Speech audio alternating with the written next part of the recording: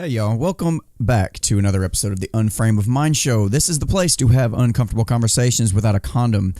That's right, we are the guys that are going to give you the best STDs. That's statistics, data, facts. No, statistics, data, truth, data. I will get this right eventually, at any rate. So, lately in the news, there seems to be this hubbub about fake images and things like that. Particularly about Donald Trump and the fact that he's got these limited crowd sizes, and I don't really want to talk about that one as much because that's been kind of beat to death. However, there is another image that I've seen lately that shows Donald Trump standing in the Oval Office stoically looking out the White House window. The image in and of itself, looks pretty nice. However, it's not even a real image. The first thing that you might notice is that outside the White House window, there is snow.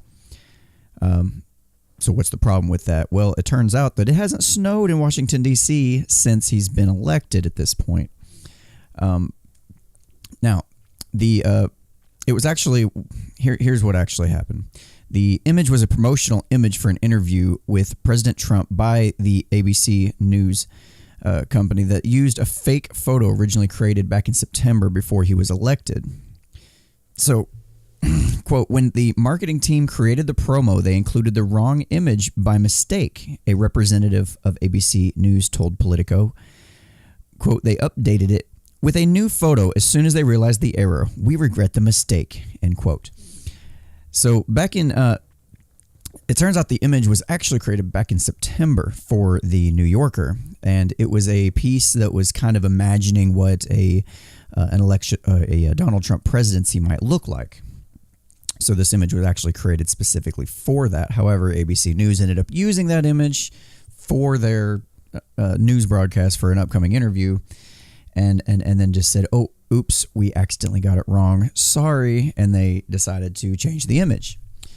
So here's the big question. It seems kind of ominous, like this, like pointless. Like, why would they use the wrong image? I mean, clearly there's got to be some reason for it, but I don't think on the surface it quite shows.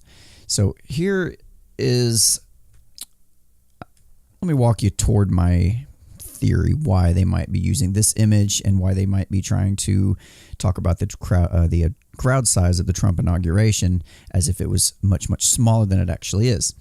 So back in 2008, PBS published an article talking about the associations with hot and cold that we might have.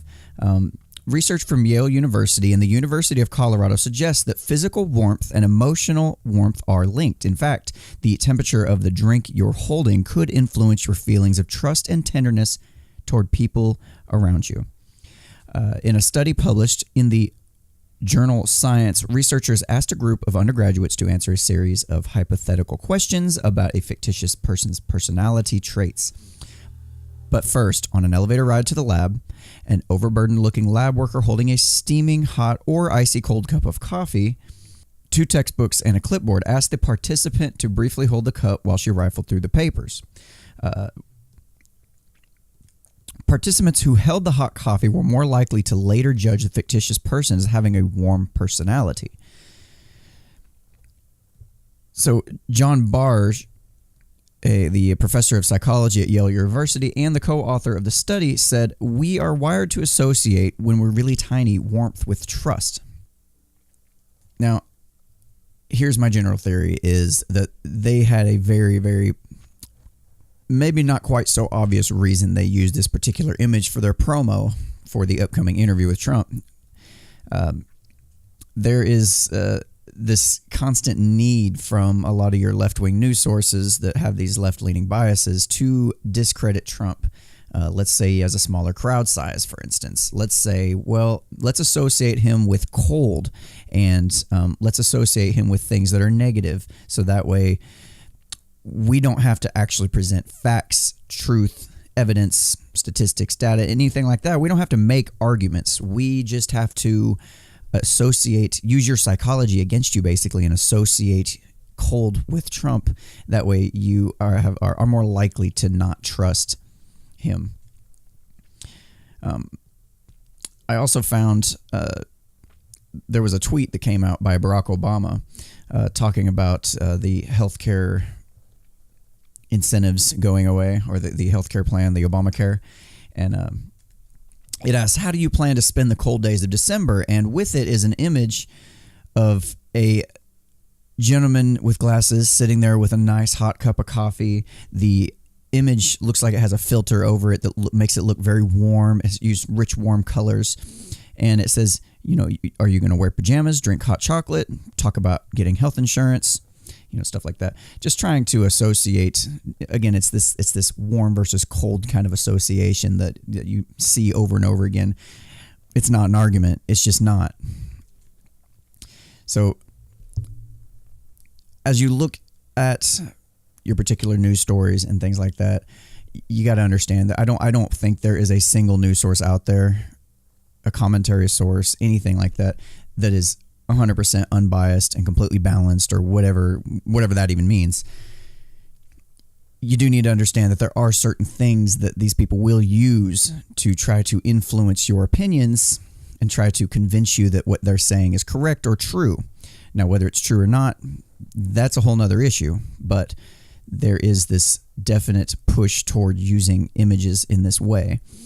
You actually saw this used back during the Zimmerman trial. When they first started publishing pictures of Zimmerman, they were actually photo correcting his image to make him appear more white because it suited their narrative much more better. Much more better. Wow, I have a great way with words, don't I? At any rate, so hit me up in the comment section below. Tell me, maybe post me some links to some images that you think were doctored to push a narrative or to influence your emotions or your feelings or your level of trust toward a particular point. And I'll get right back to you on that. At any rate, thanks for watching Unframe of Mind, and I look forward to seeing you in the next video.